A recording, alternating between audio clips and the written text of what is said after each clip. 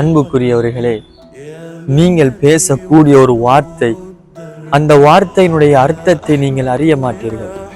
ஆனால் அந்த வார்த்தை உங்களை நரகத்தின் அடிப்பகுதிக்கு கொன்று சேர்க்கும் என்றால் உங்களால் நம்ப முடிகிறதா? கண்மணி நாயகம் ஸல்லல்லாஹு அலைஹி வஸல்லம் அவர்கள் கூறினார்கள், ஒரு அடியான் ஒரு வார்த்தையை பேசுவான், அந்த வார்த்தையினுடைய பாதகத்தை அவன் அறிய மாட்டான். ஆனாலும் அந்த வார்த்தையை மொழிந்ததன் காரணமாக அவன் நரகத்தினுடைய அடிப்பகுதிக்கு சென்று அடைகின்றான். எனவே நரகத்தினுடைய அடிப்பகுதிக்கு செல்பவர்கள் யார்?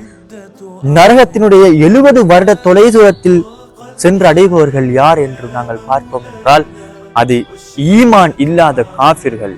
எனவே ஒரு முஸ்லிம் ஒரு போதும் 70 வருட தொலைதூரத்தை அடைய மாட்டான், வெறுமனே 40 வருட தொலைதூரத்தை தான் அடைவான்.